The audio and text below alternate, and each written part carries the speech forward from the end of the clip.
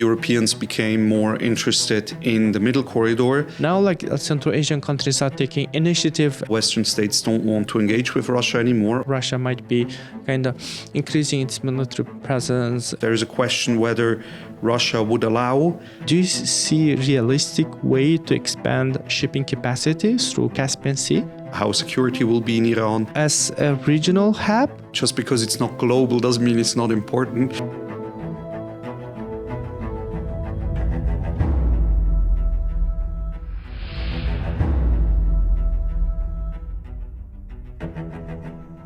Hi everyone, welcome back to CPR Talks. Today I am delighted to be joined by Frans Marti, a Swiss journalist, analyst, and now research fellow at the Swiss Institute for Global Affairs. For decades, Frans has been following the region, writing extensively on connectivity, logistics, and other issues. His reporting has appeared in the Diplomat, Foreign Policy magazine, Christian Science Monitor, and the National Interest, among others. Welcome to our talk, Frans. Thanks for having me. So before starting our conversation, I would like to mention that you are expert on logistics and infrastructure. In the recent years, the Middle Corridor became a hot topic among Central Asian countries. So can you share some thoughts about this importance of Middle Corridor for Central Asia and Europe? Of course. So thank you for the question. As you know, the Middle Corridor exists since long. The first document, Memorandum of Understanding to establish the Middle Corridor, was signed between Georgia, Azerbaijan and Kazakhstan already in 2013. So it's not a new idea. What changed is that after the war in Ukraine started and unprecedented sanctions were imposed on Russia, especially Western businesses, European businesses are interested in finding new transport routes through Eurasia. So that's the reason that in the past few years there has been a lot of interest in that. In my opinion, it's a great opportunity for Central Asia, because as you know better than I do, unfortunately, before that in Europe, there was practically no interest in Central Asia. Also from the Chinese side, there was not that much interest in Central Asia.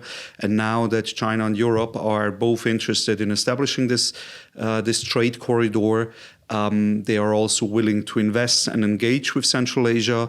And we have already seen signs for this. The China Central Asia Summit that was recently held in Astana, and before that the EU Central Asian Summit in Samarkand here in Uzbekistan. So summits like this would probably not have happened or even be impossible 5 years ago. And now Central Asia has this new interest and can make the best of this opportunity. Yeah, indeed, over past years, the Middle Corridor's importance has grown dramatically for Central Asian countries. We started talking more about the importance and role of this corridor, for example, for strategic autonomy of Central Asian countries. So before we used to use, I think still using Russian corridor, which we call it Northern Corridor. We have other options. They are also very, I would say, precarious and politically toxic, and so many people here in the region started talking about the Middle Corridor. But as you've noted, Caspian Sea remains a key bottleneck, right? This shipment of goods are limited. Given this technological, or I don't know, maybe logistical or geopolitical constraint, do you see a realistic way to expand shipping capacity through Caspian Sea? Thank you for this question. Yes, indeed, the Caspian Sea is one of the main problems. First of all, the easy ways would be to circumvent the Caspian Sea. But the problem is in the north of the Caspian Sea, you have Russia. And there, as I said, Western states don't want to engage with Russia anymore, or as little as possible. And in the south, you have Iran. So there is no way, because in Iran you also have problems of sanctions, and after the Israel-Iran war, also the question how security will be in Iran, whether borders will be open or whether a new war should break out, borders would again be closed. So the only way is over the Caspian Sea. And at the moment, the fleet that serves the middle corridor is the state-owned fleet of cargo ships from Azerbaijan, and there is a state-owned shipping company from Kazakhstan. So they handle this transport, and at the moment, the ships that they have, they are sufficient for the cargo that is going now through the middle corridor. But people expect that the amount of containers shipped through the middle corridor will significantly increase until most reports talk about 2030. And for these amounts, it is unlikely that the current shipping capacity is sufficient. Also, officials from the fleet, from one fleet, told me that there is a completely new fleet necessary to handle the hoped-for increased container volume through the middle corridor. So there's agreement on that. The problem then is, in Azerbaijan, you have shipyards, or at least one big one. In Kazakhstan, practically not. So it's difficult to build new ships in the Caspian itself. Azerbaijan has done a lot in this regard, invested a lot, and they're building a lot of new ships. But most of them are, or all of them until now, are oil tankers and not container ships. There are plans to build new Azerbaijani container ships, but it's not clear, they're still in the design phase. So it's not clear when they will actually be built and when they will be actually ready. But given how long the design and building of a ship takes, it's unlikely that this will happen before 2030, or at least unlikely that Azerbaijan manages to build that many ships until 2030. The same with Kazakhstan. They have signed an agreement with a company from the United Arab Emirates about the building of new ships. Two, according to my knowledge, two are already specifically planned, but they will probably only become operational in 2027 or 2028. And there are additional ships needed, not only these two. So also there, efforts are on the way, but it's questionable that they will yield all the necessary results until 2030. Azerbaijani officials say there is a way to buy ships elsewhere and then bring them into the Caspian. But the problem is the Caspian Sea is technically it's a lake and not an ocean, not a sea. So there is no easy way to bring ships into the Caspian. There is one way: you can go through the Black Sea and then the Sea of Azov, and then you can sail up the Don River, and then there is the Don-Volga Canal. So you can go from the Don by ship to the Volga, and then the Volga down into the Caspian. Azerbaijani officials say that this is no problem. It takes about a month and it's costly, but it's possible. The question there is, of course, like sailing through the Black Sea and the Sea of Azov, given the war in Ukraine, is not easy. If it's Western ships or if it benefits Western interests, there is a question whether Russia would allow ships to sail through the Don-Volga Canal, or whether they would put a restriction on there. Plus, it's not only the Caspian Sea that loses water, where the water level is sinking. It's also the Volga. So if the water level of the Volga is low, and we're talking about big container ships, there is a question whether they can still sail through there. At the moment, it should be possible, but as you see, it's not easy. So there are many question marks whether this problem can be resolved. Thank you for your insights. This is indeed interesting. So, like, when we talk about Caspian Sea, we should also consider two players, right? Russia and Iran. Like Central Asian countries, they mostly, for years, they were out of game.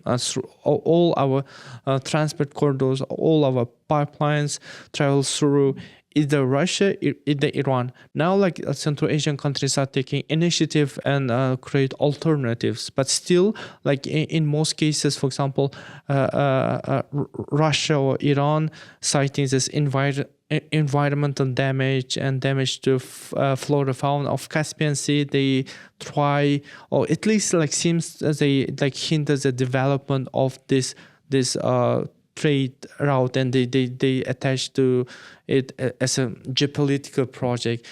From your perspective, in the light of recent development, how Russia and Iran might perceive this our activization through Caspian Sea? That's a very good question, but a very difficult one to answer. What I would mention there is that Russia and Iran are both pushing for what they call north-south corridor, so that you have transport routes that go from the north in Russia to the south in Iran, and then to the ports in Iran, where you can transport things via the high sea across the whole world. And so far, the focus has been on the route through Azerbaijan, but since recently, there is also more talk about the north-south route through Central Asia, namely through Kazakhstan and Turkmenistan to Iran, that we have this like north-south route. And then obviously we have the direct shipping route between Russia through the Caspian to Iran. Until now, to my knowledge, all these efforts for such north-south corridor haven't really collided with the east-west corridor, the middle corridor, the Trans-Caspian route, as it's sometimes known, that is of interest to the Central Asian states. But you're absolutely right. There is a question whether it could cause problems if there are more ships, more trade, whether at some point Russia or Iran might voice concerns or even try to interfere or stop that. Regarding the Caspian Sea, there is a relatively new international agreement on the use of the Caspian Sea that was signed by all states that border the Caspian Sea. So there is a legal groundwork for that, and the legal groundwork is pretty like liberal, as it basically says freedom of navigation. So based on this international agreement, it shouldn't be that easy for Russia or Iran to cite, for example, environmental concerns. They can do that, but there's a legal framework for that and a way to work through this. But of course, that doesn't mean that they couldn't take other steps that would be adverse for the middle corridor. But once again, according to my knowledge, for the time being, this is mostly speculation, because so far neither Russia nor Iran has actually done much, if anything, to hinder development of the middle corridor. So other problems are more important. Yeah, this thing is why I'm asking this question, is that a couple months ago, Russia and Iran conducted a military training in Caspian Sea, which seems fine, but in recent years, some experts are started talking about the rising of military presence of two powers in Caspian Sea. We know this because of Ukrainian war. Russia got lots of damages in Black Sea. Now, like there are some also analysts, they argue that Russia might be kind of increasing its military presence in Caspian Sea. I mean, this is also like speculations about, but I think like in case of Central Asian countries, they mostly see this project as a long-term project, right? For example, we have also another plan to build this green cable on the Caspian Sea, which travels to Baku, and then initially they plan to connect it to Georgia, and from Georgia Black Sea and the cable which travels to Romania. It's also like part of the bigger discussion, I would say. So as I would say regarding the military buildup, as far as I know, there is like nothing special going on so far. And in this regard, again, this agreement on the use of the Caspian Sea has very clear provisions regarding military presence in the Caspian Sea.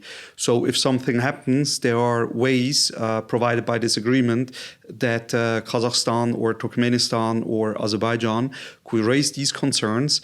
And if something would have actually happened so far, and if there are real concerns, I'm sure that the other countries will trigger these mechanisms that this agreement provides for to raise this issue. So as once again, it is justified to think about these things. I would say one should be cautious to not exaggerate it, because this convention is on the Caspian Sea is pretty new and has worked more or less fine so far. So I don't think it is as critical as some experts fear it might be. Okay, thank you so much for your insight. So let's move to the port of Baku. So port of Baku, I would say another major piece of puzzle. From your perspective, how could its development shape truly integrated transport network between Central Asia, Caucasus and Europe? Thank you for the question. Yes, the port of Baku is really crucial because, as I said before, from a Western perspective, where Western firms don't want to deal with Russia or Iran, one has to go through the Caspian Sea. And on the western shore of the Caspian Sea, everything goes through the port of Baku. So there's like no alternative to the port of Baku. That said, the port of Baku has already, the first development phase was finished years ago, and it is now very well working. There's a plan for a second development phase to even further increase the cargo volumes that it could handle. And the plans are ready. In spring, Azerbaijani officials told me there's still questions open regarding the funding because Azerbaijan is looking for foreign investment, but they also want to keep control of the port. So they are now looking for the best funding option that will give foreign investors the opportunity to invest in the port of Baku, but also that the government of Azerbaijan will still be clearly in the lead. That said, I think the port of Baku is now not the problem. Because right now it is very well developed. Of course, we need the second development phase, but this is a pretty good plan and pretty good chance that this will work out in the years to come. The bigger problem we have now is that on the eastern shore of the Caspian Sea, most of the cargo volumes that are transported through the middle corridor are going through Aktau in Kazakhstan. And there are always long delays. I was told by a Chinese logistics firm 30 to 40 days you have to figure in just for the port of Aktau, as that your containers are staying there for a month or more. And in business, this is like way too long. I mean, time is money, and if you have to wait for 1 month and it costs to store the container from 1 month in Aktau, that's a huge problem. There have been steps. A new terminal was opened in Aktau. I don't have clarity to what extent it managed to solve the problem, but according to my information, it didn't manage to solve it completely. So there is more investment, more improvement needed in Aktau. Turkmenbashi in Turkmenistan, I don't have that clear details on that port because Turkmenistan is also a little bit difficult to get accurate information because it's rather closed off. But several people told me Turkmenbashi actually works better than Aktau, but also there is no modern container terminal in Turkmenbashi. So we would need, Turkmenistan would need to build a modern container terminal if you want to multiply the cargo volume through the middle corridor. In Baku, there is also no modern container terminal at the moment, but they have concrete plans, and there's a good chance that it will happen in the next 1, 2, 3 years. Aktau and Turkmenbashi are much bigger question marks. Okay, thank you so much. regarding this, following up your remarks on Baku port, do you see port as, I would say, like evolving more as a regional hub, or you see it as a more like a global transport point? I would say a regional hub. As because, of course, there's always this talk that that the middle corridor connects China with Europe. But so far, it connects like Western China through Central Asia and the Caspian Sea, through Azerbaijan to Georgia, and then Turkey, or Romania or Bulgaria. So we're not talking that it doesn't spread the whole width of Asia.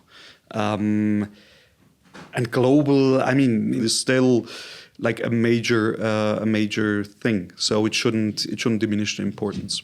Okay, within this context, I would like to draw your attention to factors. One is to the domestic politics of Georgia. I'm sure you're quite well aware what's happening in Georgian politics. And as the second one is Zangezur corridor, which was also like hot topic in these days. How do you see these 2 points shape long-term of development of this middle corridor from your perspective? Yes, indeed, very good questions. The situation in Georgia is difficult, obviously. So I don't want too much comment on the politics, but facts on the ground basically show this, that you have ongoing protests since several months. On the other hand, you have the government is still like clearly in power. So you have the European Union heavily criticizing the Georgian government, but their actions are also limited. I mean, they can criticize, but the European Union won't, in my opinion, like directly intervene in Georgia, because that's not what the European Union does. So it's a Georgian problem that has to be resolved by the Georgians. But as long as it is going on, and as the situation is now, it will probably go on for a prolonged time. And that certainly affects the middle corridor. If European states are not sure what happens in Georgia, are not sure whether this route will be secure that goes through Georgia, then they might also have concerns or look for other alternatives and don't bet fully on the Georgian connection. At the moment, and in my opinion for the foreseeable future, the Georgian route is the only one that is existing. So if you want to transport cargo via the middle corridor, you have to go through Georgia. Which brings us to the second topic you raised, the Zangezur corridor. Obviously, there has been this big signing ceremony in Washington. But as you well know, and as viewers who followed the issue closely know, a lot of this signing ceremony was actually nothing new. It didn't resolve major questions. It was basically reaffirming what was already done before. So, for example, there was no peace agreement signed between Armenia and Azerbaijan, which was sometimes reported. They initialed a text for a peace agreement that was already finalized in March this year. So this text is nothing new, it existed, they now just initialed it. The problem that, for example, Azerbaijan still says before they can sign a peace agreement, Armenia has to change their constitution, because there are sentences in the Armenian constitution that allegedly say that the disputed region of Karabakh is Armenia. This has to be removed from the constitution, and before that, Azerbaijan doesn't sign the peace treaty. So changing a constitution takes time. It needs a referendum. It's uncertain. So if this doesn't happen, and Azerbaijan said very clearly, then they don't agree, then the Zangezur corridor won't happen. So this is one problem. The news in Washington was that there is this proposal that an American company or several American companies should operate the Zangezur corridor. which then depoliticizes the issue. So you have private American contractors seeing after it that people and cargo can move from Azerbaijan through southern part of Armenia, Sunnik as they call it, to Nakhchivan, and guarantee their security. The problem there is the agreement in Washington was very low on details. It basically said like Armenia and the USA, they will talk to find such a solution. What this exactly means is anybody's guess. And also there you have major problems that were not addressed in Washington. For example, Azerbaijani President Aliyev was very clear and insistent on the fact that if, for example, an Azerbaijani truck with goods drives from Azerbaijan main to Nakhchivan through this corridor, that they absolutely reject the idea that Armenian police or Armenian border troops will stop the car and control the Azerbaijani driver. That President Aliyev said that's an absolute no-go. And Armenia, quite understandably, said this is our land. We want to have the right to control who comes in, who passes through. So they're ready to let Azerbaijani people and cargo get through this corridor, but they want to control. And the declaration in Washington didn't say anything about this. And if you have an American company there, that doesn't solve the problem, because Armenia probably still wants to have the checks, and Azerbaijan most likely will still reject them. And until this is resolved, the Zangezur corridor won't be operational. So this is very much still up in the air, and that's why maybe there will be a breakthrough. I mean, I hope so, that there will be a peaceful breakthrough. But at the moment, it's all very hypothetical, and the actual results of what happened in this meeting in Washington are much more limited than most people think. Okay, thank you. My follow-up question that, for example, in case of Uzbekistan, reliable transport routes are not just about trade. It's also about economic security. So, what do you think? What concrete benefits could Uzbekistan gain from greater integration into the Middle Corridor? Very good question. Thank you. As you know, right now the Middle Corridor goes through Kazakhstan. So it's from China through Kazakhstan to the Caspian Sea, and not really through Uzbekistan. There is a window of opportunity opening, potentially. It's still all quite uncertain, but there is an opportunity. A project of railway from Kashgar in China through southern Kyrgyzstan to Andijan in Uzbekistan is planned, and work has begun. So if this railway exists, you can, from Andijan, there are Uzbek railway and Turkmen railway that would allow to further transport cargo containers from Andijan to Turkmenbashi at the Caspian Sea, and then from Turkmenbashi to Baku, and then over the regular Middle Corridor. So this would allow kind of a second branch of the Middle Corridor that would directly go through Uzbekistan, and that could be very beneficial for Uzbekistan. The problems are, it's not clear when this railway to Andijan will be finished. I'm told there are some funding questions still open. And the leg from Andijan to Turkmenbashi is also not clear. And as you know, Turkmenistan is still rather closed off. So there would be also a lot of work to figure out exactly how to easy transport cargo from Uzbekistan to Turkmenistan. It is certainly possible.